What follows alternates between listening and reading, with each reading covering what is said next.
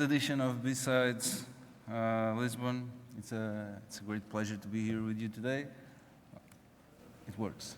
So welcome to blowing up gas stations for fun and profit. It's a joke, of course. Don't go on blowing stuff that you don't own. If you own a gas station, it's quite dangerous to blow them up, so please don't do it either. So let's begin.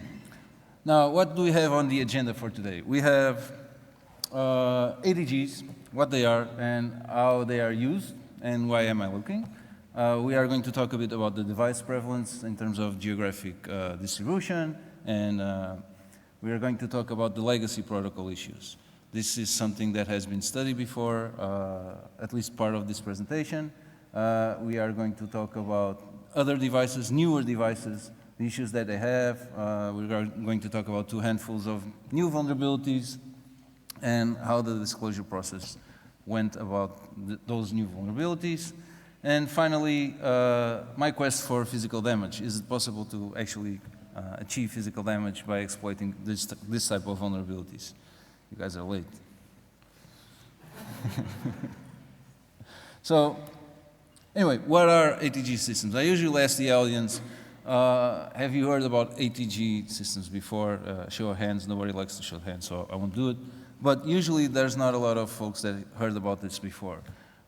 For me, it was the same. Like 2 years ago or 3 years ago, I didn't knew about ATGs, and I was curious before because I found out about this protocol, and it sparked my curiosity. But essentially, an ATG is an ICS system that measures and controls big fuel tanks. So this includes measuring the temperature, the humidity inside the fuel tank, but it also interacts with the outside via not only sensors but actuators. So it can trigger alarms, trigger ventilation, turn on and off the fuel dispensers, emergency shutdown valves and things like that, other peripherals.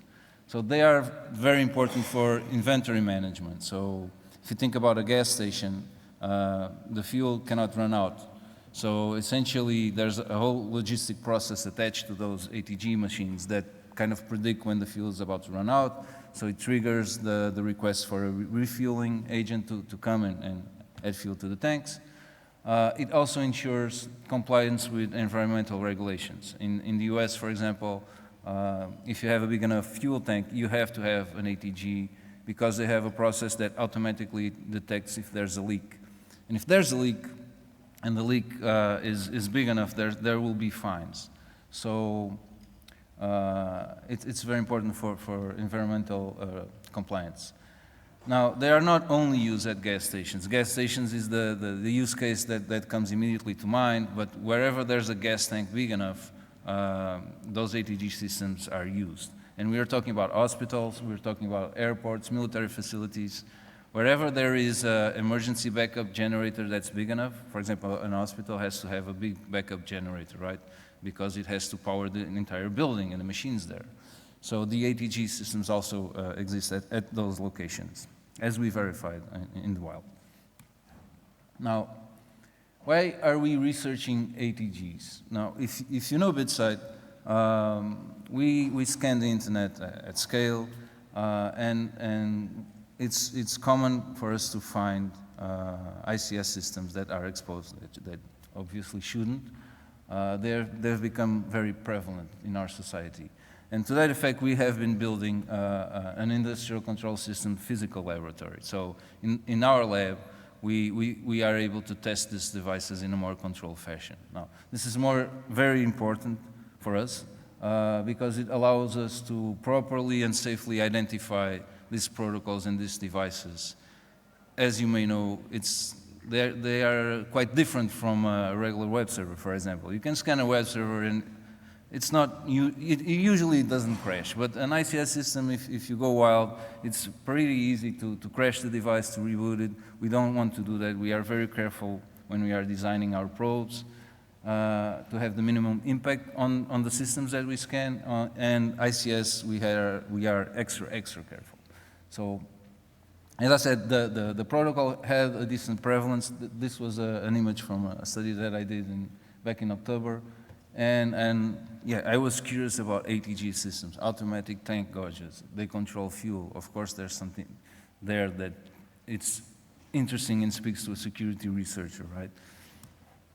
Now, it's not the only reason. They are also, this threat is not theoretical. There are evidence nowadays that these systems are currently being targeted in the Russian-Ukraine war. This is an image of voltage of Team One Fist. It's a group that usually publishes screenshots of ICS systems that they attack on Twitter.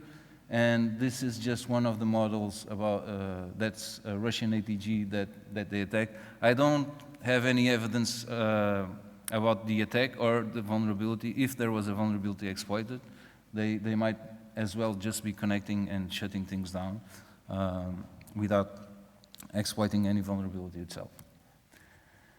Now, throughout the presentation, I'm going to speak about old devices and new devices. And what I mean by that is the old devices I'm going to refer as devices that only speak the ATG protocol or the Gilbarco protocol or TLS protocol. It has many names. It's a protocol that runs on port 10,001.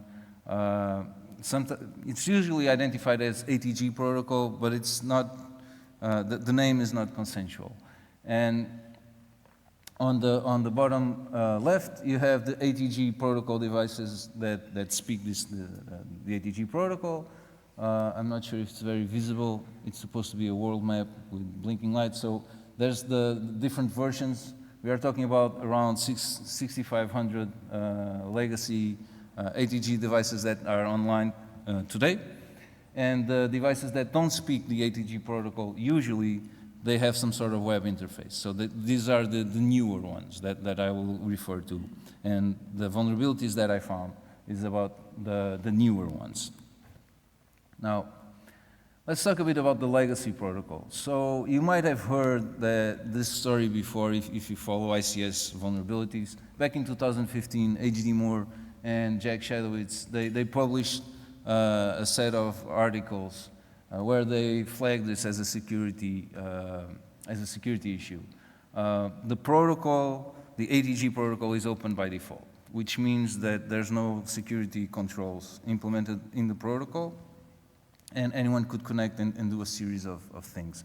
The protocol is essentially a serial protocol that was ported so it's able to speak TCP/IP. So you send, in essence, you send just serial commands to an IP address and you get the reply. So yes, what could possibly go wrong there? So potential exploitation include resizing tank information that may cause overfill, shutdown dispensing, shutdown leak detection, shut down the network itself so you have denial of service conditions, loss of compliance data. So all those potential exploitation impact was actually recognized by the vendors on their own webpage, where they urge the users to secure their devices and take them off the internet, which is curious because it's also one of my recommendations. Now, you might expect that things got better from 2015 to current date. They haven't. So back in 2015, they warned about 5,800 ATG devices found online and exposed. Last month alone, there were over 6,500 of those devices exposed, excluding gas spots and excluding the devices that may have a security code. Because one of the features that this protocol has is that it is possible, although a bit cumbersome, it is possible to add an optional 6-digit code that can only be 6-digit. And usually it involves you turning on a dip switch on the actual machine itself. So, and then you can choose this code and protect the device with this sort of password. Now, it's no wonder that usually those devices don't have a password, which is just a cumbersome process to actually set up a password, right? Now, there are many ways to go about fingerprinting these devices, even if you don't think about the password. But what you're seeing there is, I wanted to understand, okay, how things change from 2015 to current date, and am I seeing the whole story?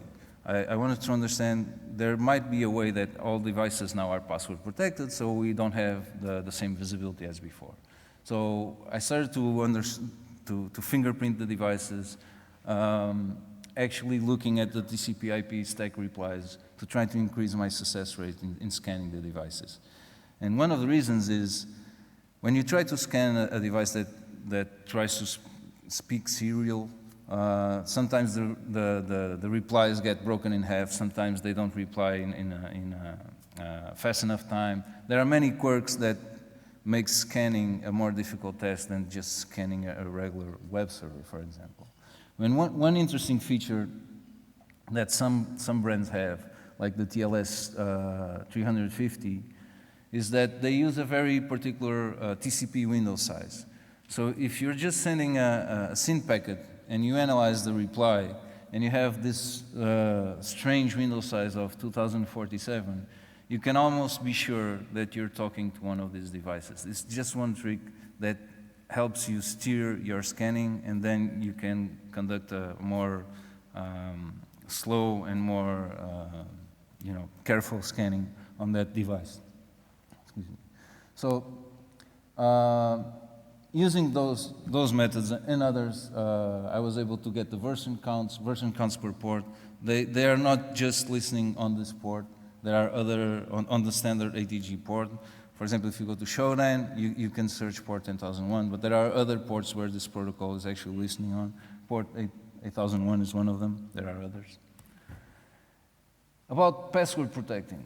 So one of my questions where I was conducting all of this was, am I not seeing all these devices because they are password protected, and could I do something about having just some sort of indicator about devices that could be password protected? So one of the things that I did was just, okay, let's just use the 12356 security code, which, by the way, comprises between 17 and 10% of all 6-digit pins in all the word lists that were studied.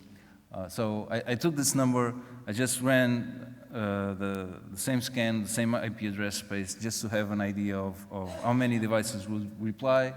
57 instances of devices reply. If you do some dirty maths, I could infer that probably around 600 devices out there are configured using a security code, if that table is right?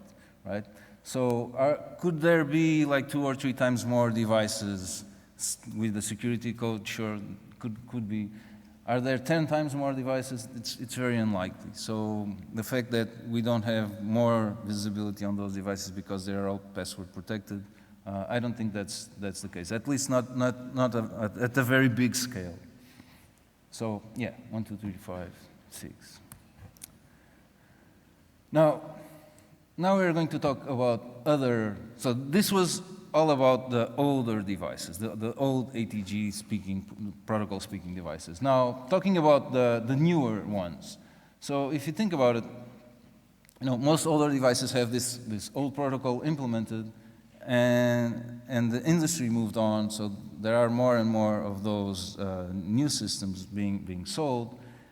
Some of these new systems actually have the option to turn on this protocol because it's so widely used. It was the most successful protocol for this industry, so it's still supported by newer machines.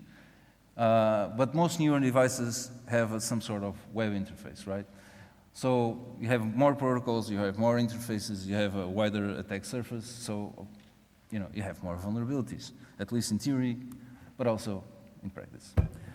Now, back in March, there was 10 new vulnerabilities found on 6 different ATG systems from 5 different vendors. Now, this was a crazy week of going through all these devices and try to figure out if there were actual vulnerabilities. And what was concerning here, at least for me, is not the amount of vulnerabilities or the amount of systems that were vulnerable. It's the type of vulnerabilities that were found. And the fact that this was all found in 1 week is also important because it's part of a criteria of the unforgivable vulnerabilities. I'm not sure if you heard about the unforgivable vulnerabilities, but if you haven't, please look it up.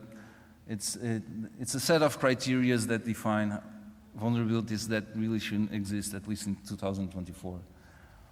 Some of these vulnerabilities that you're seeing here have been fixed in the past, but they weren't properly fixed, so they were easy to bypass.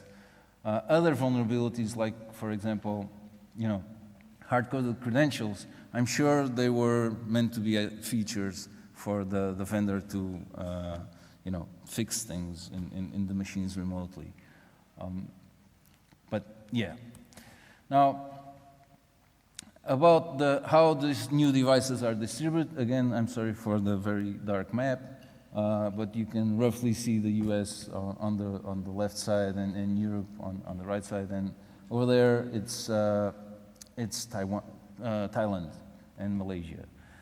There are some models, at least the models that I'm talking about, there are some models that were more sold on the US, for example, the Proteus. It only happens, or at least I only saw them on the US. There's some geography bias. They're heavily focused on US, Brazil, and Thailand, but some models seem to be exclusively sold on Europe, even if they are from vendors that have businesses in both continents. Now, before I go into this, I'm going to talk about the vulnerability types that I found, but I'm not going to go deep into any details. I'm sorry, maybe you want some details, but if you look into these vulnerabilities, they are so simple that they are trivial to find. So, so vulnerability types, command injection.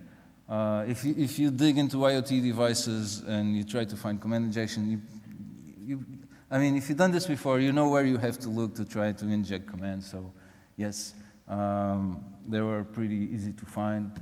Hard-coded credentials, undeletable super administrator and things like that were found. Passwords, also the passwords that were just too elite to be guessed were found, which was quite nice. Authentication bypass. I found a lot of authentication logic client-side. That makes no sense at all.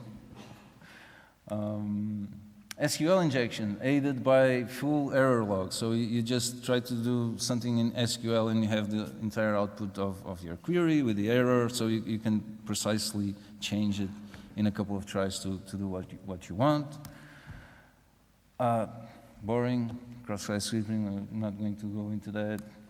Privilege escalation, like if you log in as a guest, then you have full administrative power. So all of this, pet traversal. It wasn't not even pet traversal. It was just direct file access. You just indicate the file that you want to read on the operating system. So it's not traversal at all. Now, these were all what we could call unforgivable vulnerabilities. So the criteria for unforgivable vulnerabilities are around five different points. First, there has to be some precedence. So many other vendors or developers made the mistake in the past. There are reports about the vulnerability. Those vulnerabilities are included in vulnerability databases and so forth. Check. Documentations. There is documentation about all these types of vulnerabilities. Books, articles, blah blah blah. Check. They're obvious. I think we all agree most of the things that if not all, are pretty obvious. So check. The attacks are simple. You don't need to, encode your payload or whatever. They are the most common types of attacks for all these vulnerability types. Check. And the found in 5. The issues could be found in 5 minutes of manual testing or code review. I don't think this is a hard, limit like 5 minutes. I think 10 vulnerabilities in 1 week also classified as the found in 5 thing, but I leave that to your criteria. So now, it was a lengthy process about how we did the disclosure of all these vulnerabilities. We wanted to coordinate the disclosure of them all because they affected the same type of devices and they were quite similar.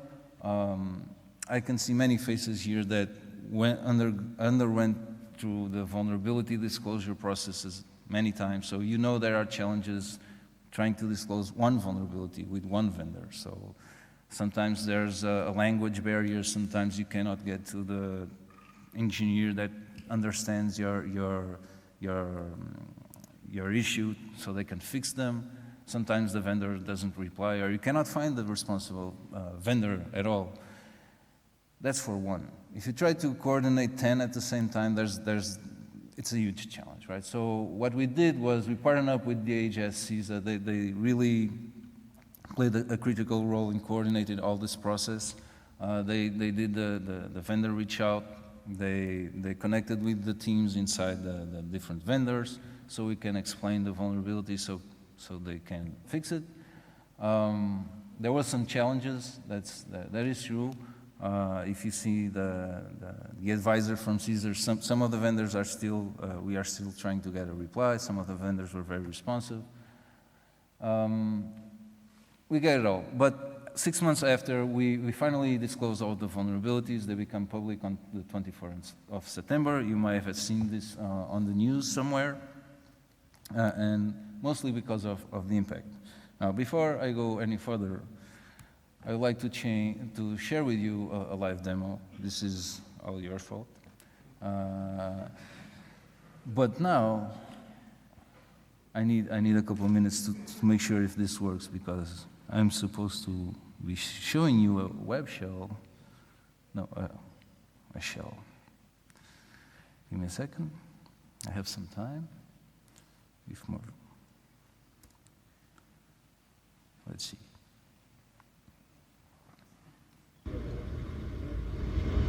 There's sound. Okay.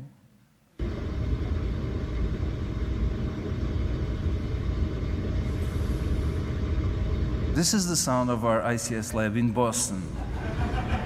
And I'm going to show you the images from our lab in Boston. If I can put the VLC window on that window. So the hard part is done. Yes, exit full screen. Thank you. Oh. Yes.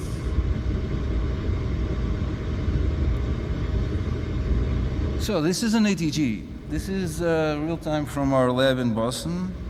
And what I'm going to do is I'm going to exploit some vulnerabilities, and you will see the result,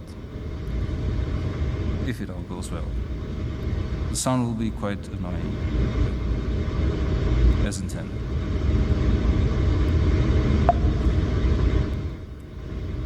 Let's see. First part, it wakes up the display, if it works. Oh, it does. And then it exploits a different set of vulnerabilities, showing the complete power of an attacker over the device. It first sounds the alarms.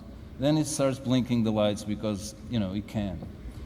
Then it changes the actual output of the window, so the operator cannot really trust what he's seeing on screen. So it doesn't know which button to press.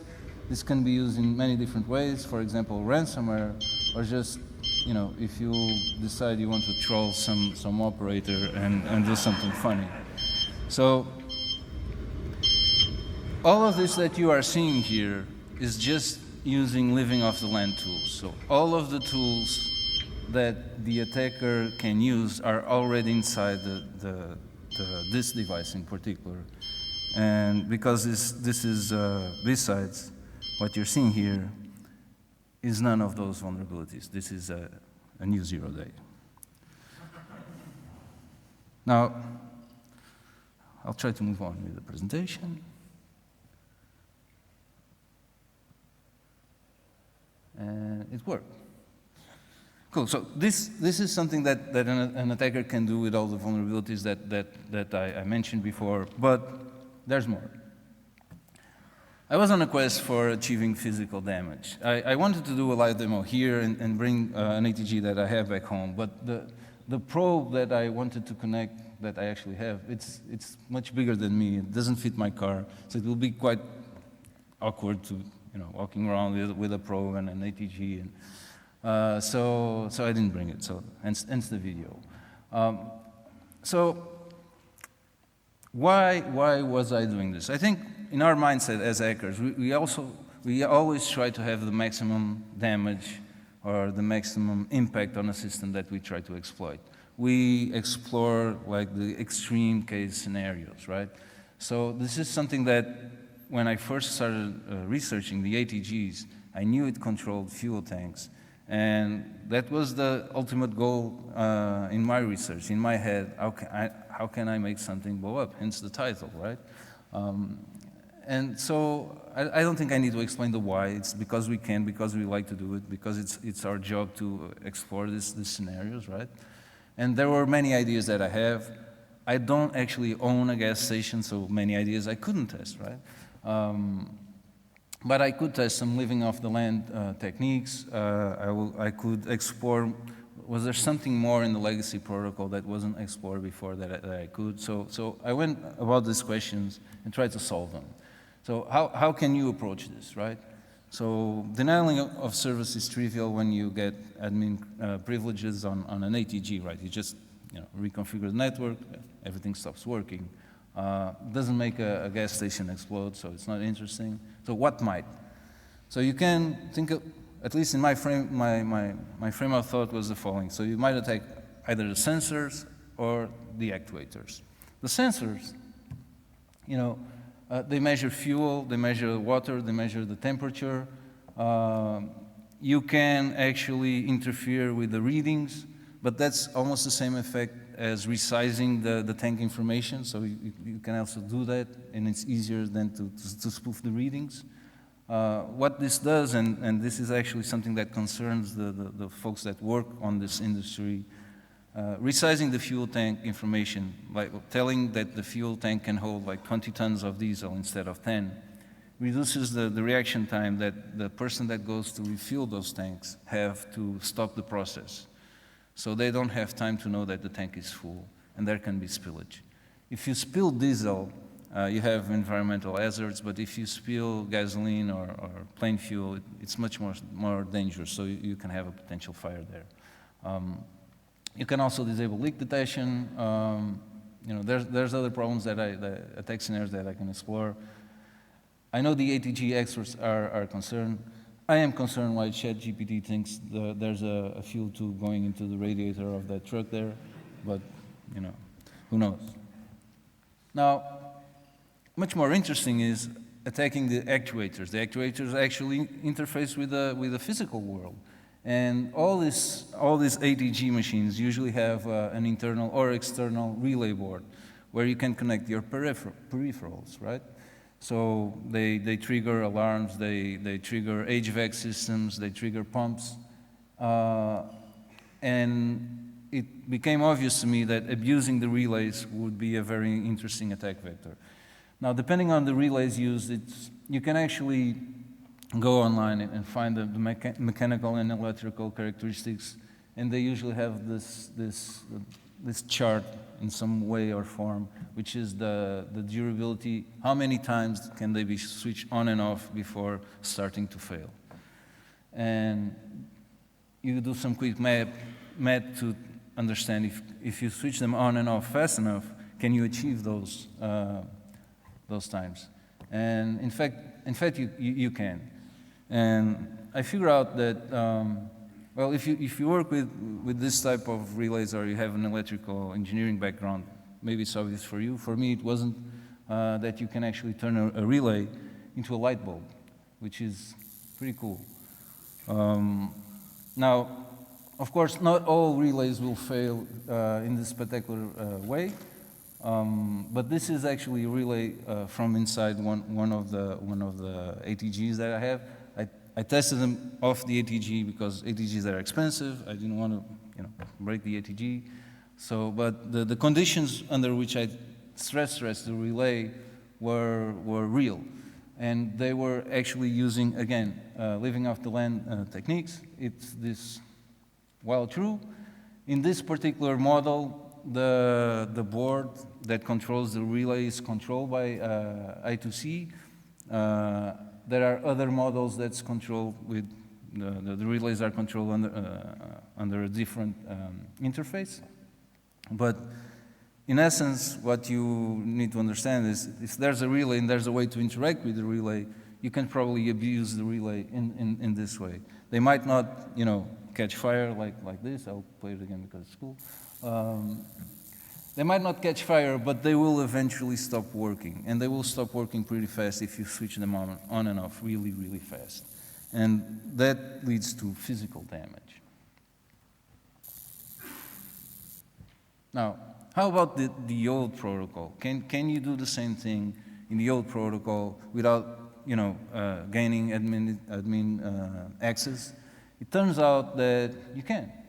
So if you read the 600-something pages of serial commands that those devices support, one code is very interesting. It's called set relay orientation. So the old protocol has no way to actually turn relays on and off, but it has a way to configure the relays. And you can tell the ATG that, hey, your relays should be normally open. But if you then tell it again, hey, your relay should be normally closed, he will understand the current state that it is, and it switched to the right state. So by just reconfiguring the relay, you can actually achieve the same result and the same output, which is turning the relays on and off really fast. Although if it's via the network, of course, it won't be as fast as you've seen in the video. It will be much slower. It will probably won't catch fire, but doesn't need to catch fire. It just needs to break. And more importantly, it just needs, even if the relay doesn't break, what's connected to it might break faster. So if there's a pump connected to the relay, I'm pretty sure it will break faster than the relay itself. Now, where am I? Yes.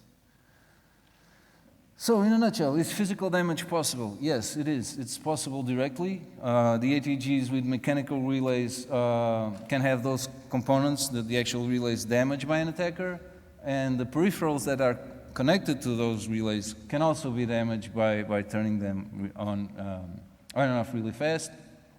Even if you are using optical relays, there are boards that might have, I never found one, but there might have, there might be boards with optical relays that they don't suffer from this stress testing, but the peripherals that are connected to those relays will suffer, and this is direct damage. So, but there's also indirect damage, right?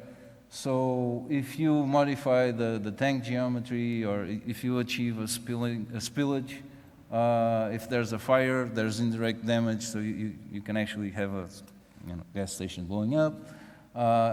But also, if you just change the tank information and switch diesel to gasoline, for example, when someone's going to refuel their car, they might get the wrong fuel. So you, instead of damaging the ATG, you're damaging the cars that are refueled. So there's a lot of damage going on. Now, conclusions. ATGs are usually part of critical infrastructure.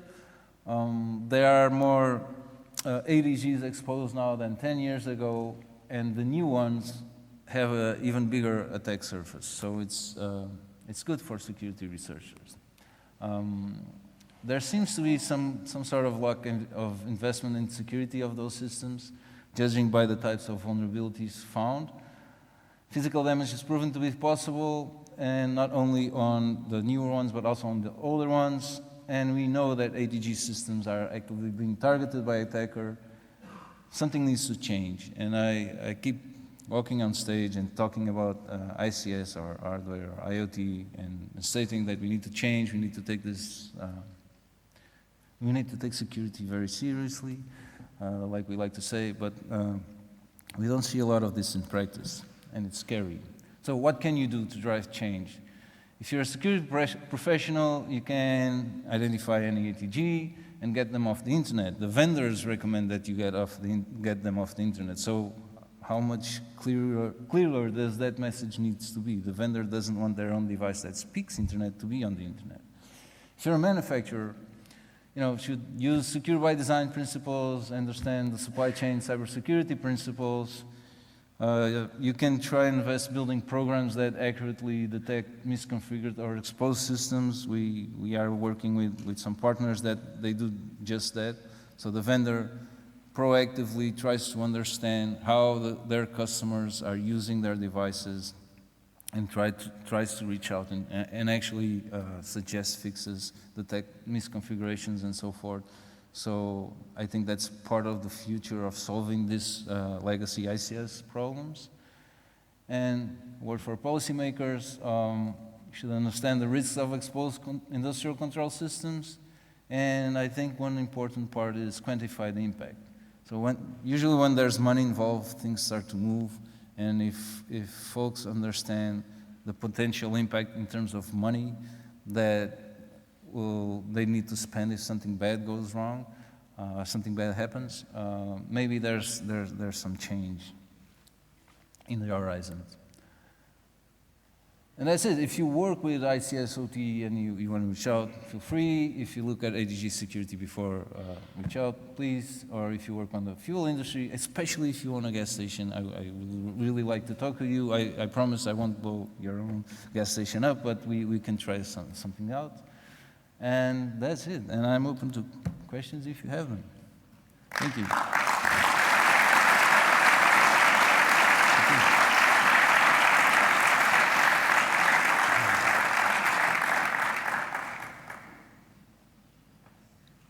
Don't be shy.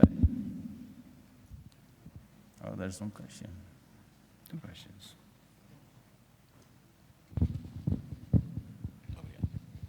Hi. Just a quick question. When you were one of the demos that you had with the opcodes that you were sending, did you try to fuzz those to find undocumented functionality that might be there, et cetera, et cetera? So the number of functions that are implemented vary from ADG to ATG. We don't, the ADGs that I have in my lab, I did try to fuzz some. They usually break, so, but I didn't find any undocumented stuff. It's pretty well documented, actually. They are, I don't think they need to hide stuff because you can do pretty much everything.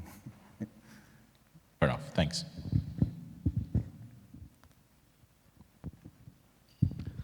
Well, great stuff again. Thank you. The responsible disclosure process is not easy, but I'm wondering about the patching, because for this type of devices, it shouldn't be easy. What about your experience about the patching here? Yes. So, now, to be fair to the vendors, some of these devices are very, very old. They were designed, and the protocol itself was designed before the internet be as it is. I would assume. So you're having like devices that speak the serial protocol to connect it to an IP address. That's how old they are.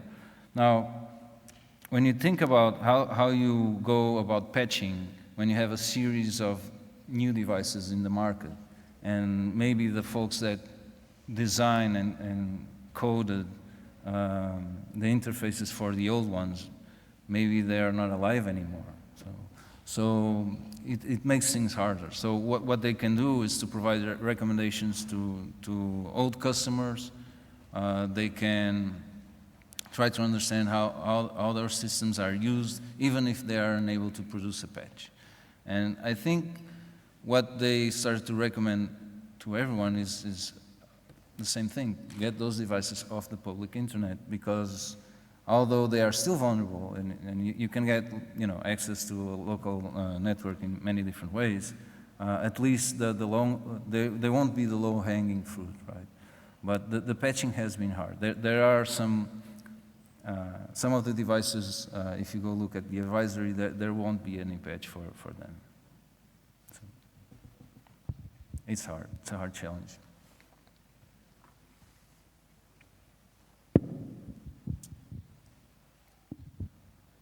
Great presentation. From the world map, I have the impression that Portugal was not so much affected with these vulnerabilities. If so, do you dig on this? Did you try to discover which ATGs Portugal gas station have? Yeah, that's true. There weren't a lot of AEGs exposed in Portugal, at least the models that we are talking about here. I'm not sure if we are doing things right or we are not using these particular models. So I don't have a better answer, but I can tell you that I was speaking with some folks from the oil industry, in Portuguese oil industry recently, and they are interested in digging a bit more about it and try to understand the reasons behind this. Yes. Any more questions?